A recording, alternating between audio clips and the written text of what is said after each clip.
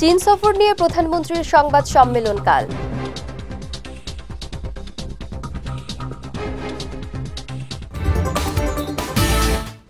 Pension scheme নিয়ে ভুল বোঝাবুঝি দূর হয়েছে বললেন ওবায়দুল কাদের।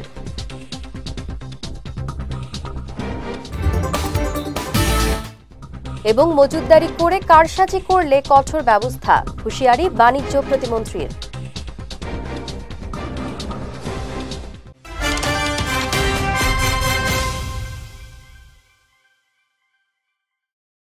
আসসালামু আলাইকুম। বিজয় রাতের সংবাদে আমন্ত্রণ জানাচ্ছি আমি জিনি আক্তার সুইটি। শুনছিলেন শিরোনাম, এবারে বিস্তারিত।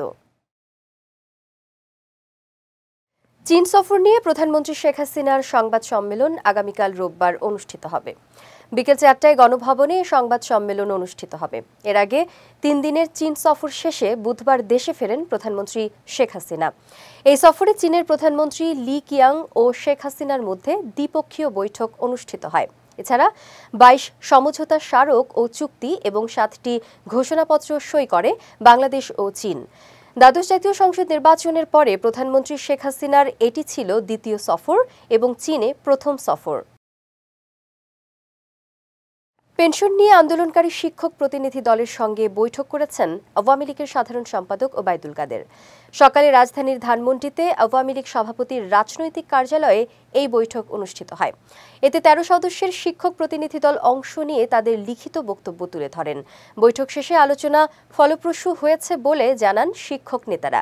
এদিকে সংবাদ সম্মেলনে ওবায়দুল কাদের জানান, পেনশন স্কিমে অন্তর্ভুক্তি নিয়ে শিক্ষকদের যে ভুল বার্তা দেওয়া হয়েছিল তা দূর হয়েছে। আলোচনা করে অচিরেই সমস্যার সমাধান হবে বলেও জানান তিনি। এ সময় শিক্ষকদের আন্দোলন প্রত্যাহারের অনুরোধ জানান আওয়ামী লীগের এই শীর্ষ নেতা।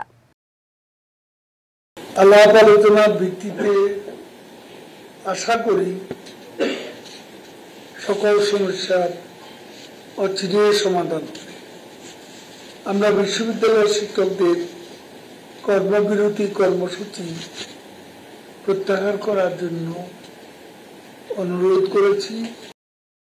রপ্তানি তথ্যের বিষয়ে এখন থেকে এনবিআর এর পাশাপাশি রপ্তানিকারকদের কাছ থেকে সরাসরি তথ্য নিয়ে ইপিবির পরিসংখ্যান বিভাগও কাজ করবে বলে জানিয়েছেন বাণিজ্য প্রতিমন্ত্রী আহসানুল হক টিটু।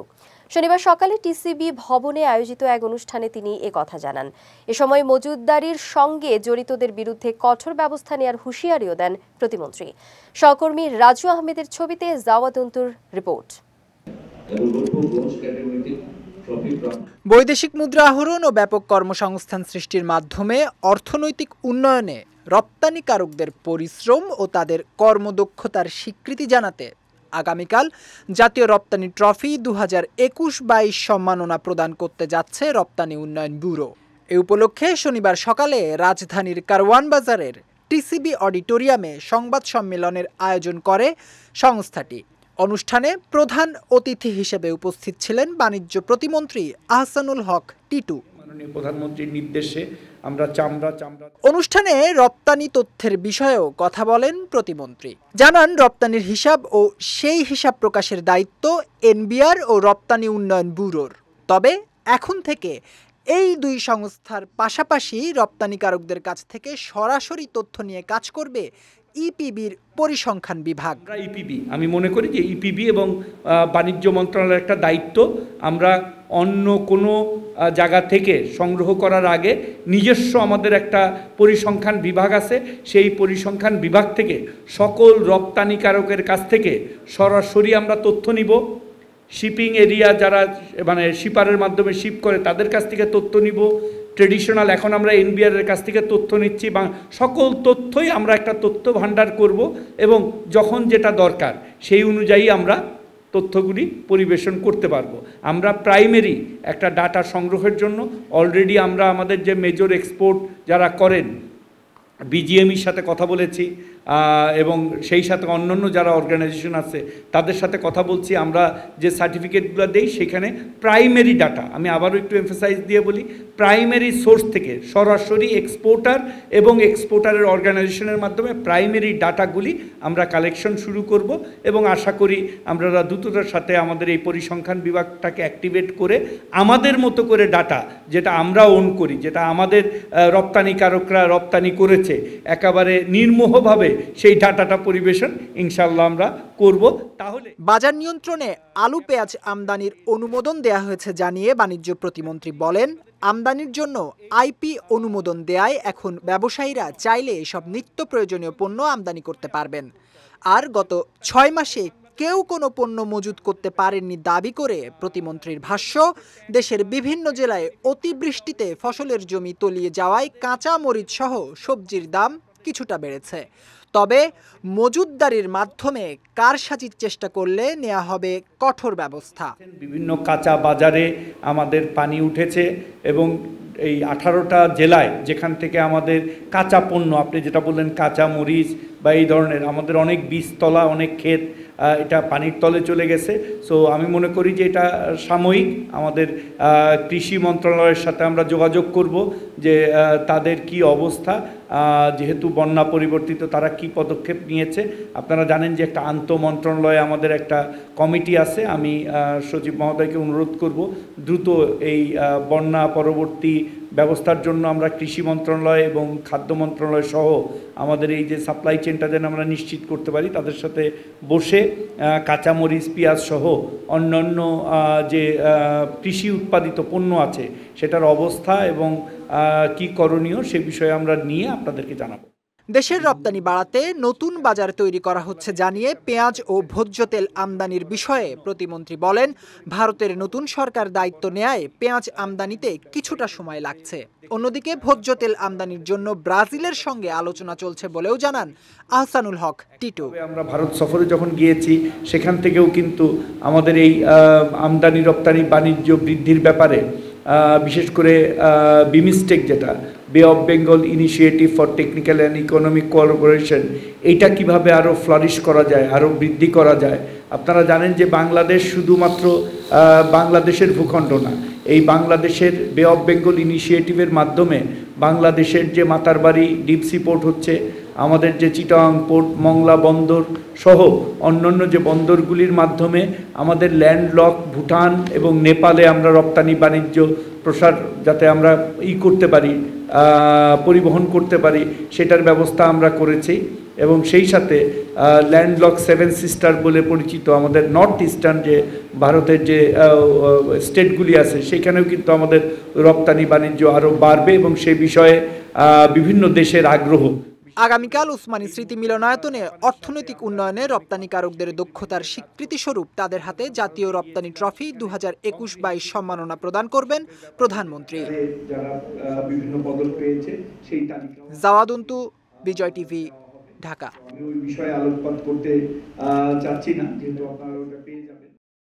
বৈষম্য দূর করতেই কোটা প্রয়োজন, তবে আপিল বিভাগের রায়ের পরে সরকারের কমিশন গঠনের সুযোগ নেই। আজ রাজধানীর তেজগাঁওয়ে কোটা বিরোধী আন্দোলন সহ সমসাময়িক বিষয়ে আয়োজিত জরুরি সংবাদ সম্মেলনে এমনটাই জানিয়েছেন তথ্য ও সম্প্রচার প্রতিমন্ত্রী মোহাম্মদ আলী আরাফাত।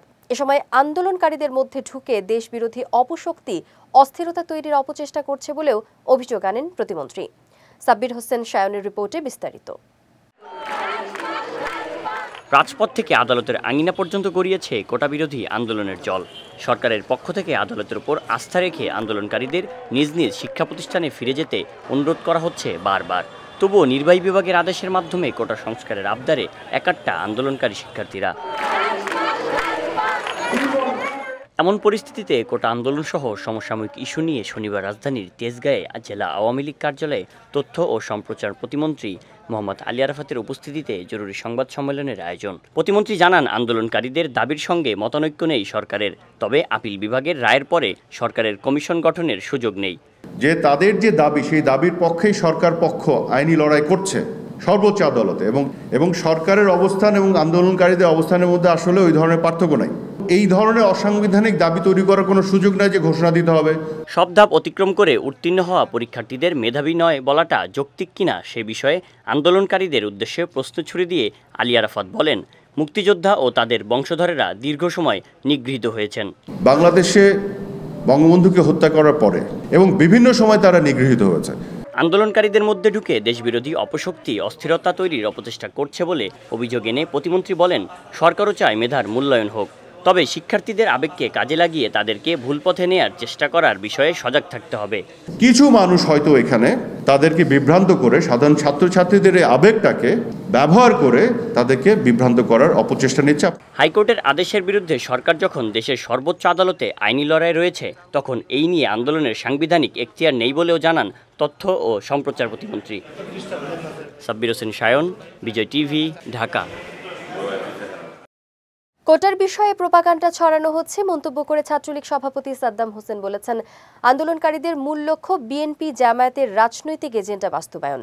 বিকেলে ঢাকা বিশ্ববিদ্যালয়ের মধুর ক্যান্টিনে পলিসি অ্যাডভোকেসি ও ডোর টু ডোর ক্যাম্পেইন শীর্ষক মিট দ্য প্রেসে এসব কথা বলেন তিনি। এ সময় আদালতের সিদ্ধান্ত মেনে নিয়ে যারা ঘরে ফিরেছে তাদের ধন্যবাদ জানান ছাত্রলীগ সভাপতি। আন্দোলনকারীরা ক্ষণে ক্ষণে দাবি পাল্টাচ্ছে জানিয়ে তাদের উদ্দেশ্যে প্রশ্ন ছুড়ে দেন সাদ্দাম। বলেন, তারা চাকরিজীবী হতে চায় নাকি আন্দোলনজীবী হতে চায় সেটাই জানতে হবে। এ সময় ছাত্রলীগ সভাপতি জানান, 2018 সালে যেসব শিক্ষার্থী কোটা নিয়ে আন্দোলন করেছিল তাদের একজনও বিসিএস পরীক্ষায় উত্তীর্ণ হতে পারেনি। আজকে যারা নিজেদেরকে স্বঘোষিত মেধাবী দাবি করছে, তারা কি নির্বাহী বিভাগ এবং বিচার বিভাগের পার্থক্য জানে না? তারা কি আইনসভা এবং নির্বাহী বিভাগের কাজের মধ্যে যে স্বাতন্ত্র্য রয়েছে, পরিপূরক রয়েছে, সমন্বয় রয়েছে, সেই বিষয়গুলো সম্পর্কে কি তারা অবগত নয়? এবং আমরা আমাদের ছাত্র সমাবেশ থেকে আমরা প্রশ্ন উত্থাপন করেছি যে তারা আসলে চায় কি। তারা বলছে কোটা না মেধা, আবার গণমাধ্যমের বন্ধুদের কাছে তারা বলছে তারা কোটা সংস্কার চায়। এবং এই যে মেধার টেন্ডার নেওয়া, এটি আজকে আমাদের গণমাধ্যমের বন্ধুদের কাছেও আমরা তুলে ধরতে চাই, কারণ একটি সরকারি নিয়োগ প্রক্রিয়া, এটি আমরা প্রশ্ন হচ্ছে এটি নিয়োগ প্রক্রিয়াটি স্বচ্ছ থাকছে কিনা, আমরা একটি যৌক্তিক পলিসি গ্রহণ করছি কিনা, এটি বিষয়। এটি তো মেধা কিংবা অমেধার লড়াই, সেটি নয়। এবার জেলা সংবাদ।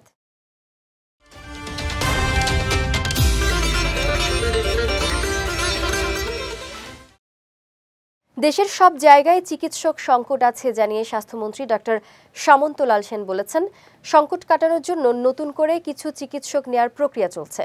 দুপুরে দিনাজপুরের বীরগঞ্জ উপজেলা স্বাস্থ্য কমপ্লেক্স পরিদর্শনের সময় সাংবাদিকদের প্রশ্নের জবাবে তিনি এসব কথা জানান। এ সময় প্রত্যন্ত অঞ্চলে চিকিৎসকদের আসার আগ্রহ কম থাকার কারণ প্রসঙ্গে মন্ত্রী বলেন, যদি চিকিৎসকদের বাসস্থান ও নিরাপত্তা নিশ্চিত করা যায় তাহলে তাদের মফস্বলে আসতে বাধ্য করা হবে। পরিদর্শনকালে তার সঙ্গে স্বাস্থ্য ও পরিবার কল্যাণ মন্ত্রণালয়ের স্বাস্থ্যসেবা বিভাগের সচিব জাহাঙ্গীর আলম, স্বাস্থ্য অধিদপ্তরের মহাপরিচালক অধ্যাপক ডাক্তার আবুল বাশার, মোহাম্মদ খোরশেদ আলম সহ অন্যান্যরা উপস্থিত ছিলেন। দেশের সার কারখানাগুলোতে গ্যাসের সংকট থাকলেও সারের কোনো সংকট হবে না বলে জানিয়েছেন শিল্পমন্ত্রী নুরুল মজিদ মাহমুদ হুমায়ুন। দুপুরে নরসিংদীর পলাশে এশিয়ার বৃহৎ সার কারখানার কার্যক্রম পরিদর্শন শেষে তিনি কথা জানান। বলেন, সারা দেশেই গ্যাস ও জ্বালানি সংকট রয়েছে, এরপরও চাহিদা অনুযায়ী কারখানাগুলোতে গ্যাস সরবরাহ করে সার উৎপাদন করা হবে। এজন্য নতুন করে সরকার ভোলায় একটি নতুন সার কারখানা স্থাপনের সিদ্ধান্ত নিয়েছে বলেও জানান তিনি। পরে শিল্পমন্ত্রী সার কারখানার কর্মকর্তাদের সঙ্গে মতবিনিময় সভা করেন। সভায় নরসিংদী 2 আসনের সংসদ সদস্য ডাক্তার আনোয়ারুল আশরাফ খান দিলীপ, শিল্প মন্ত্রণালয়ের সিনিয়র সচিব জাকিয়া সুলতানা ও বিসিআইসির চেয়ারম্যান সাইদুর রহমান সহ অন্যান্যরা উপস্থিত ছিলেন। আমরা এই সার কারখানাগুলি যদি পরিপূর্ণভাবে আমরা চালনা করতে পারি, আমাদের বিদেশ থেকে কোনোদিন আর সার কিনতে হবে না, বরং আমরা বাইরে আরো পাঠাতে পারবো। কুষ্টিয়ার দৌলতপুরে সেপটিক ট্যাঙ্কে নেমে লিটন ও রাজুর নামে 2 নির্মাণ শ্রমিকের মৃত্যু হয়েছে। এ ঘটনায় আহত হয়েছেন আরও একজন।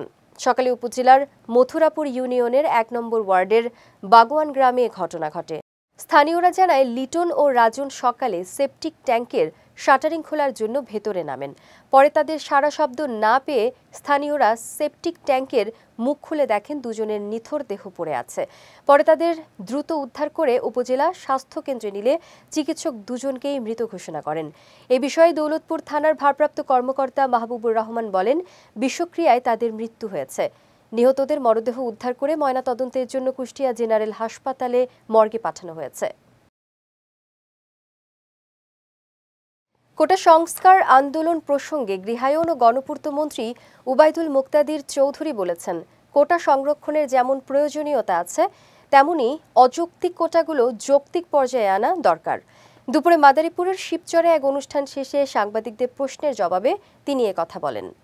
মন্ত্রী বলেন, মুক্তিযোদ্ধাদের তো আর কোটার দরকার নেই, তাদের সন্তানেরাও কোটার বাইরে চলে গেছেন। এখন অন্যদের কোটা দেয়া হবে কিনা তা আদালত যেভাবে নির্দেশনা দেবেন সরকার সেভাবেই কাজ করবে। এ সময় অনগ্রসর জনগোষ্ঠীর অগ্রসরতার জন্য কোটার প্রয়োজন আছে বলে জানান তিনি। এর আগে গৃহায়ন ও গণপূর্ত মন্ত্রণালয়ের উদ্যোগে উপজেলার দাদাভাই উপশহরে বৃক্ষরোপণ কর্মসূচিতে যোগদান করেন মন্ত্রী। এ সময় জাতীয় সংসদের চিফ হুইপ নুরি আলম চৌধুরী উপস্থিত ছিলেন। জামালপুরে যমুনা সহ অন্যান্য নদ নদীর পানি কমতে শুরু করেছে।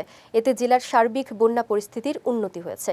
বিকেলে দেওয়ানগঞ্জের বাহাদুরাবাদ ঘাট পয়েন্টে যমুনা নদীর পানি গত 24 ঘন্টায় 29 সেন্টিমিটার কমে বিপদসীমার 23 সেন্টিমিটার এবং সরিষাবাড়ির জগন্নাথগঞ্জ ঘাট পয়েন্টে 13 সেন্টিমিটার কমে বিপদসীমার 78 সেন্টিমিটার ওপর দিয়ে প্রবাহিত হচ্ছে।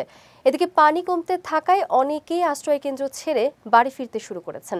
তবে এখনও দেওয়ানগঞ্জ, বকশীগঞ্জ, ইসলামপুর, মেলান্দহ, মাদারগঞ্জ ও সরিষাবাড়ি উপজেলার 40টি ইউনিয়নের লক্ষাধিক মানুষ পানিবন্দী রয়েছে। যাচ্ছি খেলার সংবাদে।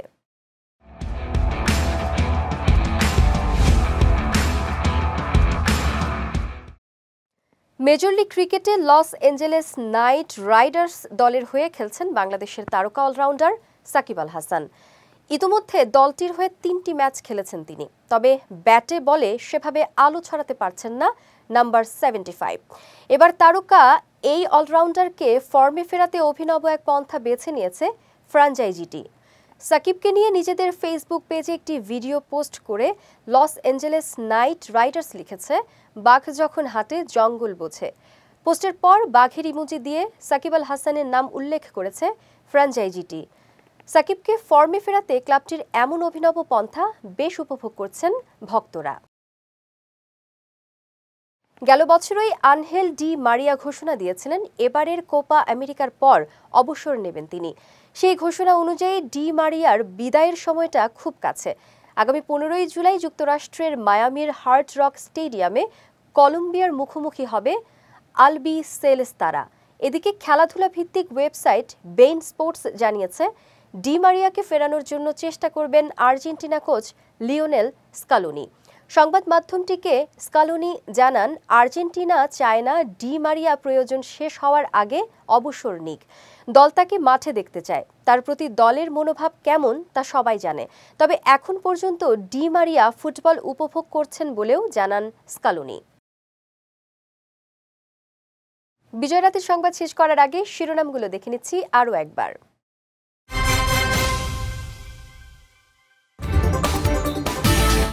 চীন সফর নিয়ে প্রধানমন্ত্রীর সংবাদ সম্মেলন কাল।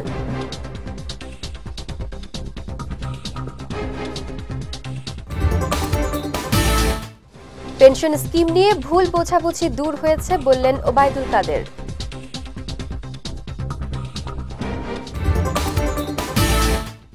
এবং মজুতদারি করে কারসাজি করলে কঠোর ব্যবস্থা, হুঁশিয়ারি বাণিজ্য প্রতিমন্ত্রীর।